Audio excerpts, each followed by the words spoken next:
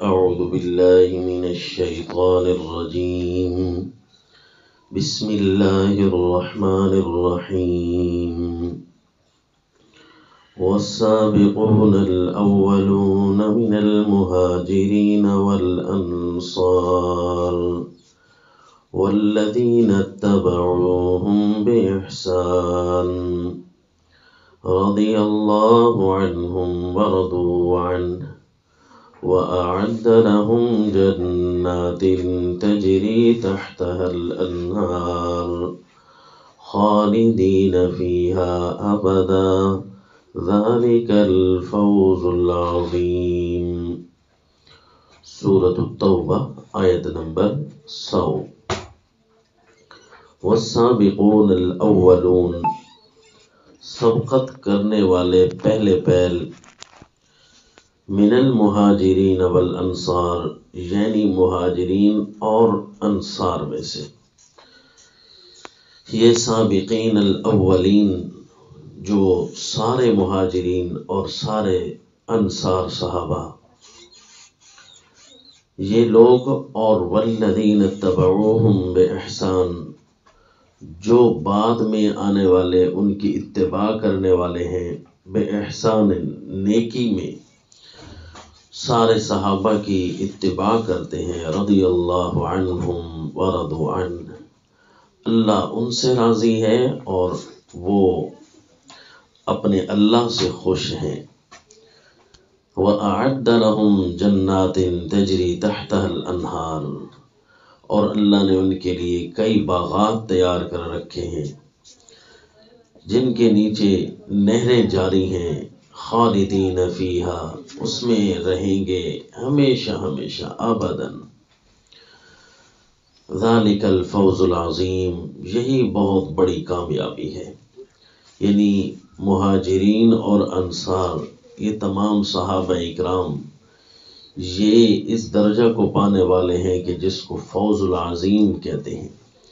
یعنی بہت بڑی کامیابی. اور جو ان کے تابعدار ہیں وہ سارے الفوز العظیم پانے والے، بہت بڑی کامیابی پانے والے ہیں. صحابہ اکرام کے آپس کے مراتب بہت زیادہ ہیں. کوئی احد والے صحابہ اکرام، کوئی بدر والے صحابہ اکرام، کوئی بیعت الرضوان والے صحابہ اکرام، آپس کے درجات، سبقتیں ایک دوسرے سے زیادہ ہیں. لیکن اللہ نے یہاں جو رتبہ بیان فرمایا ہے کہ السابقون الاولون من المہاجرین والانصار، کہ سارے مہاجرین اور انصار میں سے یہ سبقت کرنے والے لوگ ہیں، یہ اولون،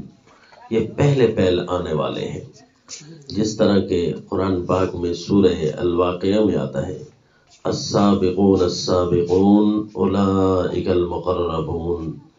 کہ یہ جو سبقت کرنے والے ہیں یہی اصل میں کامیاب ہیں اور یہی مقرب لوگ ہیں. یہ کہاں ہیں؟ فرمایا ثلۃ من الاولین وقلیل من الآخرین. پہلے لوگوں میں تو بہت زیادہ ہیں اور کئی بعد والوں میں بھی چیدہ چیدہ ایسے آ جائیں گے جو اتباع میں کامل ہوں گے تو اللہ ان کو بھی یہ رتبہ نصیب فرما دے گا. یہ قرآن پاک کی عجیب ڈگری ہے، السابقون الاولون. تو یہ مہاجرین ہیں. پھر ان سابقین الاولین میں آپس میں درجات ہیں. مثلا قرآن میں دوسری جگہ ہے، لا یستوی منکم من انفق من قبل الفتح وقاتل، کہ فتح مکہ سے پہلے جس نے جہاد کیا یا جس نے اللہ کی راہ میں خرچ کیا، ان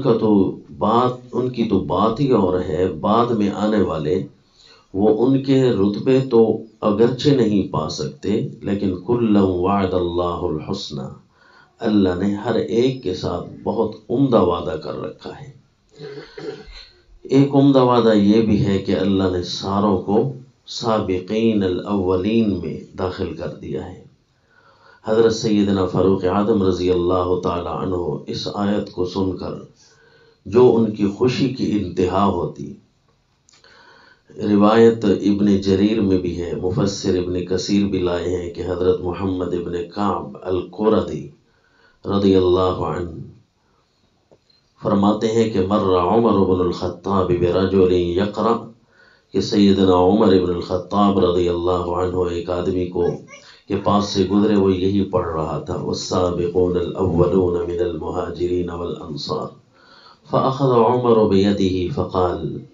سیدنا عمر رضی اللہ عنہ نے ان کے ہاتھ سے پکڑا اور پوچھا من اقرأک ھذا، تجھے یہ آیت کس نے پڑھائی؟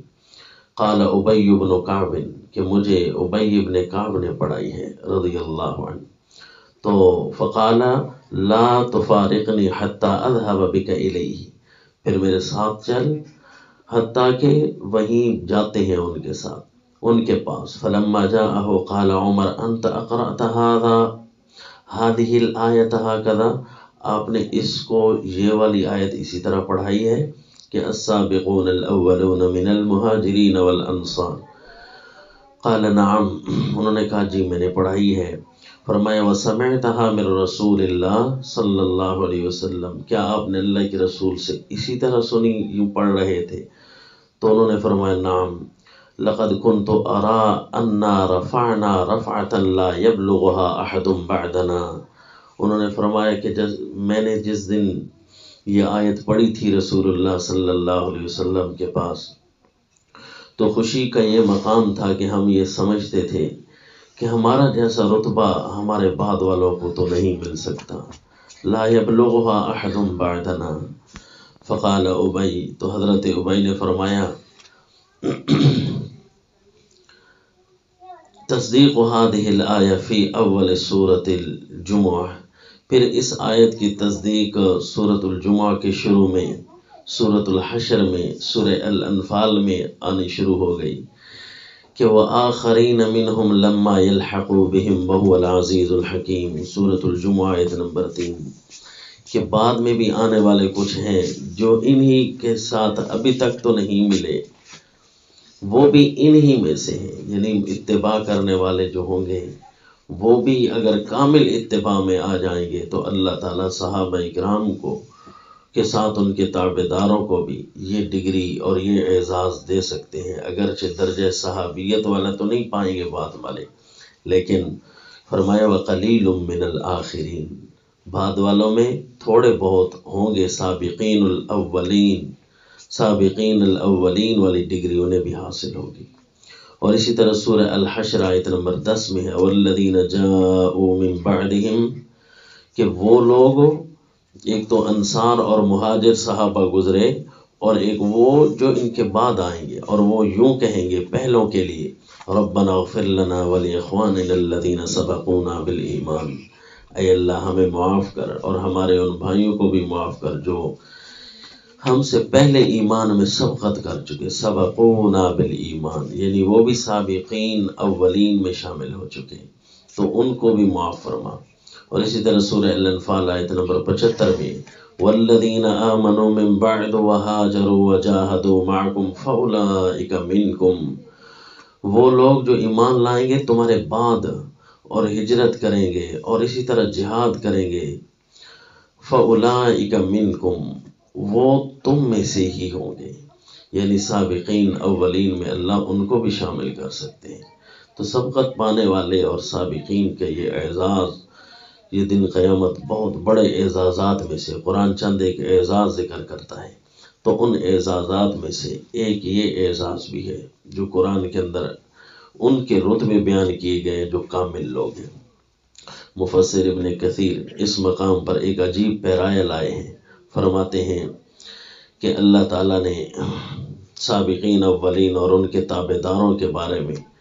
بہت بڑی خبر دی ہے، فیا ویل من ابغضهم او سبهم او ابغض او سبب بعضهم او سب بعضهم، پھر ان کی بربادی کا کیا کہنا کہ جو ان صحابہ کے ساتھ بغض رکھے، نعوذ باللہ، ان صحابہ کو برا کہے یا کسی بعض کو غلط سمجھنے لگ جائے، نعوذ باللہ، ولا سیما سید الصحابہ بعد الرسول وخیرهم وافضلهم، اور خصوصاً صحابہ اکرام کے جو سردار ہیں، رسول اللہ صلی اللہ علیہ وسلم کے بعد تشریف لائے بعد ہیں، وخیرہم وافضلہم، سب سے عمدہ اور سب سے افضل تھے، عنی الصدیق الاکبر والخلیفۃ الاعظم ابا بکر ابن ابی قحافہ، سیدنا ابو بکر صدیق رضی اللہ عنہ، وہ سب سے افضل تھے۔ فإن الطائفة المخذولة من الرافضة يعادون افضل الصحابہ، کہ ایک دنیا میں جماعت آئی تھی، رافضی اپنا نام رکھتے تھے، کیسے مخذول اور ذلیل لوگ تھے کہ وہ افضل صحابہ سے دشمنی کرتے تھے، سیدنا صدیق اکبر سے، وَيُبْغِضُونَهُمْ وَيُسُبُّونَهُمْ، ان کے ساتھ بغض کرتے تھے اور ان کو